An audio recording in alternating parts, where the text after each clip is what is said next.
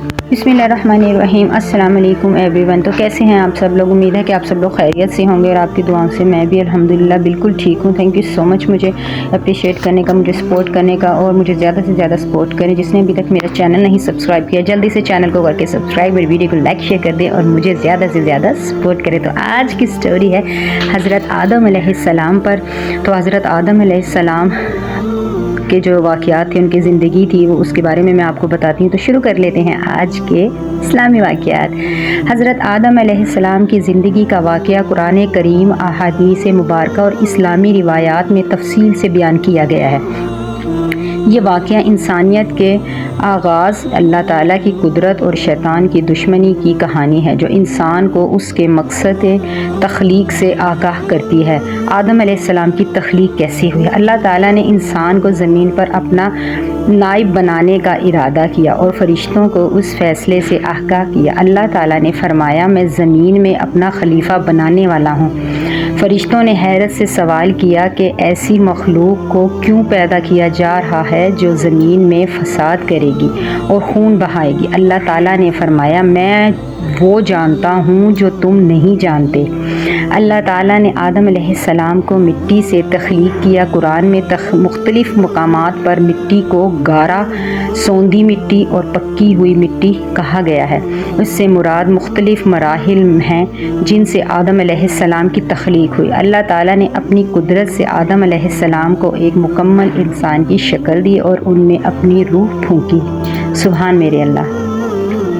आदम अलैहिस्सलाम को इल्म कैसे अता हुआ? आदम अलैहिस्सलाम की तख्लीक के बाद अल्लाह ताला ने उन्हें इल्म अता किया। कुरान में अल्लाह ताला ने फरमाते हैं, ये इल्म तमाम चीज़ों के नाम, उनकी खुसूसियात और उनके इस्तेमाल के बारे में था। फिर अल्लाह ताला ने फ़रिश्तों से कहा कि वो इन चीज़ों के नाम बताएं, लेकिन फ़रिश्ते ना बता सके और कहने लगे, पाक है तू, हमें सिर्फ़ वही इल्म है जो तूने हमें सिखाया। बेशक इसमें कोई शक नहीं। अल्लाह ताला ने आदम अलैहिस्सलाम को हुक्म दिया कि वो उन चीज़ों के नाम बताएं जो उन्होंने सब के नाम बता दिए। उस पर फ़रिश्तों को आदम अलैहिस्सलाम की बर्तरी का इल्म हुआ। सुभान अल्लाह। अल्लाह ताला ने फ़रिश्तों को हुक्म दिया कि वो आदम अलैहिस्सलाम को सजदा करें। ये सजदा इबादत का नहीं बल्कि ताज़ीम का था। तमाम फ़रिश्तों ने अल्लाह के हुक्म की तामील की और आदम अलैहिस्सलाम को सजदा किया, लेकिन इब्लीस जो जिन्नात में से था ने इनकार कर दिया। कुरान में इब्लीस के इनकार का ज़िक्र यूँ किया गया है, मैं उसे सजदा नहीं करूँगा जिसे तूने मिट्टी से बनाया।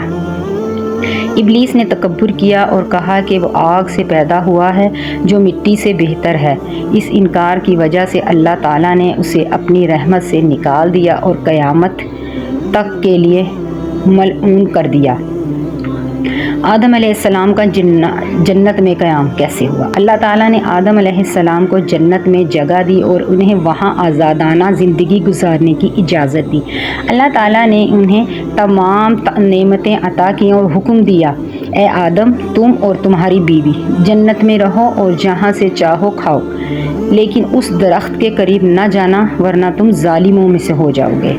अल्लाह ताला ने आदम अलैहिस्सलाम की तन्हाई को दूर करने के लिए उनकी पसली से हव्वा अलैहिस्सलाम को पैदा किया। दोनों जन्नत में खुश और खुर्रम ज़िंदगी गुजार रहे थे। शैतान की चालाकी और नाफरमानी ने क्या कर दिया? इब्लीस और आदम अलैहिस्सलाम से दुश्मनी रखता था। इनकी खुशहाली को बर्दाश्त न कर सका। उसने कसम खाई कि वो आदम और उनकी औलाद को गुमराह करेगा। उसने आदम और हव्वा को वरगलाया और उन्हें इस दरख्त का फल खाने पर आमादा किया जिससे अल्लाह ने मना किया था। कुरान में अल्लाह ताला फरमाते हैं, शैतान ने उन दोनों को वसवसा दिया ताकि उनकी शर्मगाहें जो उनसे छुपाई गई थीं ज़ाहिर हो जाएं। शैतान ने उनसे कहा कि अगर वो उस दरख्त का फल खाएंगे तो हमेशा जन्नत में रहेंगे या फरिश्ते बन जाएंगे। आदम और हव्वा ने शैतान के धोखे में आकर उस दरख्त का फल खा लिया। उसके नतीजे में उनकी पोशीदगी ख़त्म हो गई। वो अपने जिस्मों को जन्नत के पत्तों से ढांपने लगे। अल्लाह ताला ने उनकी इस गलती के बाद उन्हें ज़मीन पर भेज दिया और फरमाया, तुम सब यहाँ से नीचे उतर जाओ, तुम एक दूसरे के दुश्मन होगे और ज़मीन में तुम्हारे लिए एक वक्त तक رہائش اور سامان ہوگا۔ آدم علیہ السلام اور حوا نے اپنی غلطی پر فوراً توبہ کی۔ انہوں نے کہا، اے ہمارے رب، ہم نے اپنی جانوں پر ظلم کیا، اگر تو ہمیں معاف نہ کرے اور ہم پر رحم نہ کرے تو ہم نقصان اٹھانے والوں میں سے ہو جائیں گے۔ اللہ تعالیٰ نے ان کی توبہ قبول کی، لیکن انہیں زمین پر رہنے کا حکم دیا۔ آدم علیہ السلام زمین پر رہنے لگے اور اپنی نسل کو بڑھانے کا سلسلہ شروع کیا۔ اللہ تعالیٰ نے ان کے ساتھ شریعت کے اصول بھیجے تاکہ انسان ہدایت پا سکے۔ آدم علیہ السلام نے اپنی بچوں کو توحید کی تعلیم دی اور انہیں نیکی کی تلقین کی۔ حضرت آدم علیہ السلام کی اولاد میں حابیل اور قابیل مشہور ہیں۔ حابیل ایک نیک شخص تھے، جبکہ قابیل نے حسد کی وجہ سے اپنے بھائی کو قتل کر دیا۔ یہ دنیا کا پہلا قتل تھا اور انسانی تاریخ میں فساد کا آغاز تھا۔ آدم علیہ السلام نے تقریباً 930 سال کی عمر پائی۔ ان کے انتقال کے بعد ان کی اولاد نے ان کے پیغام کو آگے بڑھایا۔ اسلامی روایات کے مطابق انہیں زمین پر اللہ کے پہلے نبی کا مقام حاصل ہے۔ ان کی زندگی انسان کے لیے نصیحت ہے کہ وہ اللہ کی اطاعت کرے اور شیطان کے دھوکے سے بچا رہے۔ اس اسلامی سچے واقعے سے ہمیں کیا سبق ملتا ہے؟ سبق یہ ملتا ہے کہ حضرت آدم علیہ السلام کی کہانی ہمیں کئی اہم سبق دیتی ہے۔ اللہ کی اطاعت، انسان کو ہمیشہ اللہ کے احکامات پر عمل کرنا چاہیے۔ شیطان سے بچاؤ۔ شیطان انسان کا کھلا دشمن ہے اور ہمیں گمراہ کرنے کی کوشش کرتا ہے۔ توبہ کی اہمیت۔ اگر انسان غلطی کرے تو فوراً توبہ کرے اور اللہ سے معافی مانگے۔ علم کی قدر۔ علم انسان کو برتری اور کامیابی عطا کرتا ہے۔